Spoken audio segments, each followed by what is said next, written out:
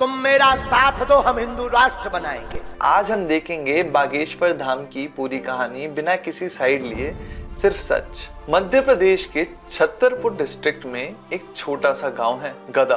Population कुछ हजार लोगों की, सड़कें काफी पुरानी, फैसिलिटीज बहुत ही बेसिक। लेकिन हर मंगलवार और शनिवार इस गांव में लाखों लोग आते हैं, ट्रेन से, बस से, कार से, पैदल, कुछ तो 24 घंटे का सफर करके। लेकिन क्यों? क्योंकि यहाँ एक 28 साल के व्यक्ति एक एंशिएंट हनुमान टेम्पल में बैठ के उनकी प्रॉब्लम सुनाते हैं। बिना उन्हें बताए उनके पास जो अर्जी आई है उनके नाम बोलते हैं। अजय कुमार, उनकी तकलीफ सुनाते हैं, मन बहुत विचलित है, और सोल्यूशन बता देते हैं। इलू इलू का चक्कर छोड़ देना, जाओ बेटे सफल हो जाओगे, आशीर्वाद है। कुछ लोग कहते हैं ये चमत्कार है, कुछ कहते हैं ये धोखा है, और कुछ कहते हैं मैं खुद वहां गया था और जो हुआ वो मैं एक्सप्लेन नहीं कर सकता। दोनों हाथ उठा के बोलो हार है, हार है।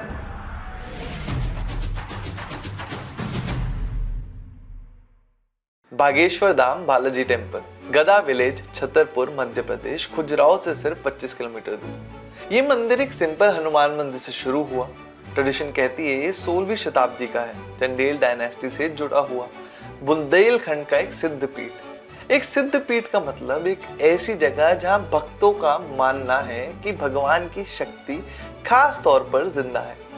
इस मंदिर की परंपरा धीरेन्द्र शास्त्री के परिवार की है, कई पीढ़ियों से।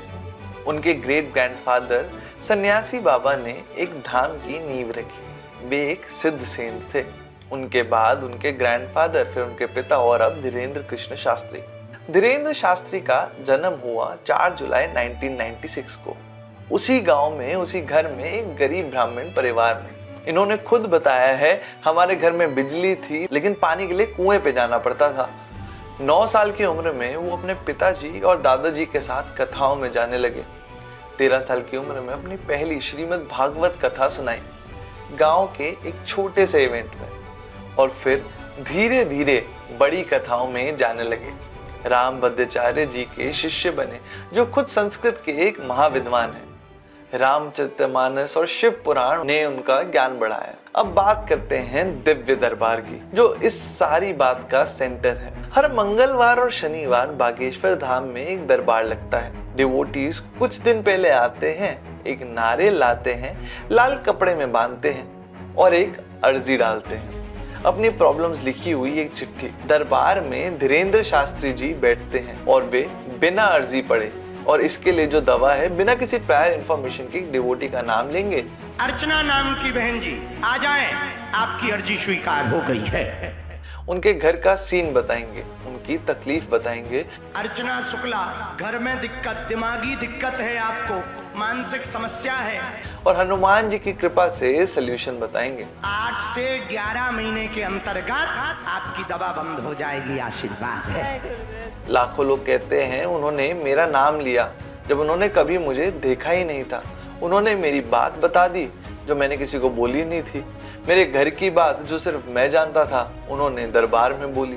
पति से भी लड़ाई हो जाती। हाँ गुरुदेव। यही वो चीज है जिसे उनके भक्त चमत्कार कहते हैं। बागेश्वर धाम सरकार। कोई संदेह हमारी बात पर? नहीं गुरुदेव। बात समझ आ गई?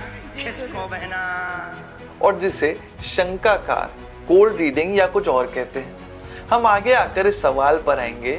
पहले जान लेते हैं, दरबार फ्री है, कोई पैसा नहीं लगता अर्जी के लिए, कोई टोकन फी नहीं, कोई वीआईपी पास नहीं। धीरेन्द्र शास्त्री जी ने खुद वार्न किया है, अगर कोई आपको टोकन के लिए पैसे मांगे वो ऑथराइज नहीं है। और इस दरबार में अन्नपूर्ण किचन भी चलती है, फ्री में खाना मिलता है हर दिन, चाहे कितने भी लोग आए। बागेश्वर धाम सिर्फ छतरपुर में नहीं रहा। धीरेन्द्र शास्त्री अब पूरे देश में कथाएं करते हैं। नागपुर, पटना, रायपुर, दिल्ली, मुंबई, नेपाल, पानीपत, हर जगह लाखों की भीड़। और उनकी स्पीचेस सिर्फ अध्यात्म तक सीमित नहीं है। तुम मेरा साथ दो, हम हिंदू राष्ट्र बनाएंगे। उन्होंने हिंदू राष्ट्र की बात की। उन्होंने रामचरितमानस को राष्ट्रीय ग्रंथ बनाने की मांग की। उन्होंने 160 किलोमीटर की एक हिंदू एकता यात्रा की, छतरपुर से ओरछा तक, कास्ट डिस्क्रिमिनेशन मिटाने के लिए। उन्होंने घर वापसी करवाई 300 लोगों को क्रिश्चियनिटी से सनातन धर्म में। ये चीजें उन्हें सिर्फ एक स्पिरिचुअल लीडर नहीं, एक कल्चरल और सोशल फिगर भी बनाती है, और यही चीज उन्हें कंट्रोवर्सी में भी लाती है।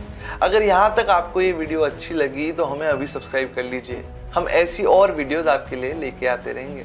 अब बात करते हैं उस सवाल की जो काफी लोगों के मन में है। जनवरी 2023 में नागपुर में उनका बड़ा सत्संग था। कितने नागपुर के पागल हैं, जरा लाइट जलाओ। वहां पहुंचे एक रैशनलिस्ट श्याम मानव, महाराष्ट्र के एक एंटी सुपरस्टिशन मूवमेंट के हेड। उन्होंने चैलेंज किया, अगर आप सच में लोगों की बात बिना बताए बता सकते हो तो मेरी चुने 10 लोगों के नाम, फोन नंबर और पर्सनल डिटेल्स बताओ, मैं 30 लाख रुपए दूंगा। 30 लाख रुपए का प्राइस के नाम पर चुनौती देते। और वो कह रहे थे कि हम 21 लाख रुपया ऐसा कुछ बता आओ ठटरी के बरो ले आवे, हम तो फ्री में बता दी ताकि को लोग ठटरी को बरो ले आवे, हम ठटरी बाहर दे भी उसकी। धीरेन्द्र शास्त्री जी ने इस चैलेंज के बीच अपना नागपुर इवेंट खत्म कर दिया शेड्यूल से पहले, क्योंकि यज्ञ है और गुरु जी का जन्मोत्सव है।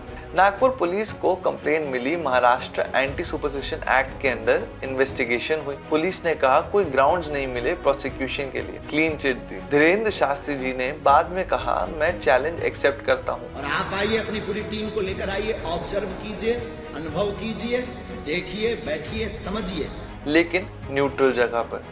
और उन्होंने ये भी कहा मैं कोई मिरेकल नहीं करता, मैं सिर्फ बागेश्वर बालाजी का एक सेवक हूँ। न हम कोई दावा करते हैं, न हमारे पास कोई सिद्धि है, न चमत्कार। हनुमान जी के हम सेवक हैं, और किसी को बनना हो तो वेलकम। जो हनुमान जी दिखाते हैं वो बोलता हूँ, मुझे कुछ प्रूव नहीं करना। हमें किसी भी प्रमाण पत्र की आवश्यकता नहीं है, और हमें स्वयं पहले से ही बागेश्वर बालाजी प्रमाण पत्र दे चुके हैं। दोनों तरफ के लोग हैं जो बिलीव करते हैं, वो कहते हैं वो नागपुर इसलिए गए क्योंकि चैलेंज फेयर नहीं था और हनुमान जी की शक्ति किसी एग्जाम में नहीं दिखाई जाती। जो नहीं बिलीव करते वो कहते हैं अगर शक्ति सच होती तो कोई भी चैलेंज क्यों अवॉइड करते।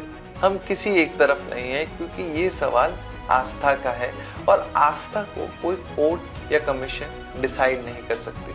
लेकिन एक चीज जो दोनों तरफ के लोग मानते हैं, उनके सत्संग में लाखों लोग आते हैं और लाखों वापस जाते हैं with hope, with peace, with a reason to keep going. और शायद यही बात काफी है।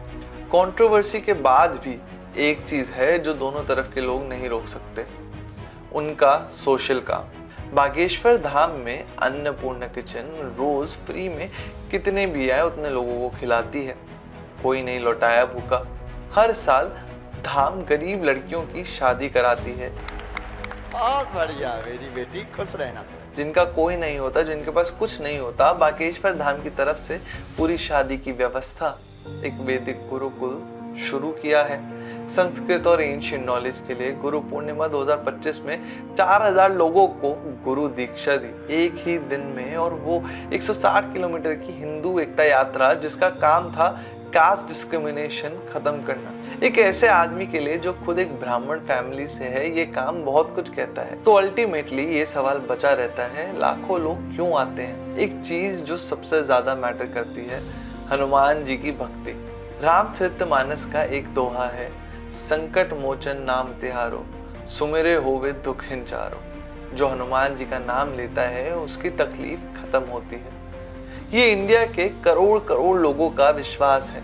बागेश्वर धाम उस विश्वास का एक केंद्र बन गए हैं। और दूसरी बात जो बहुत कोई नहीं कहता, जब इंसान के पास मेडिकल बिल्स हैं, रिलेशनशिप प्रॉब्लम्स हैं, जॉब नहीं है, घर में तकरार है और कोई सुनने वाला नहीं है, तो एक जगह जहां कोई आकर बिना फी के उनकी बात सुन ले और कोई रास्ता दिखाए, वो जगह बहुत पावरफुल लगती है लोगों को।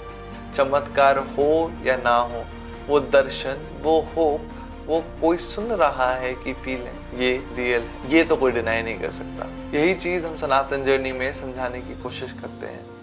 भक्ति भी, तर्क भी।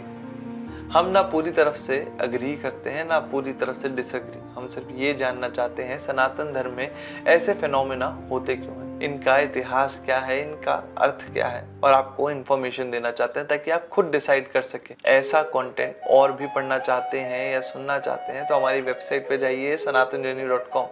अगर पूजा करवानी हो, पूजा की सामग्री चाहिए हो, या हमारा कोई इवेंट अटेंड करना हो, आपको सारी डिटेल्स मिल जाएंगी नीचे डिस्क्रिप्शन में। हम ऐसी ही वीडियो के साथ आपके लिए आते रहेंगे अगले एपिसोड में। हमें अभी सब्सक्राइब करें। मिलते हैं अगली वीडियो में।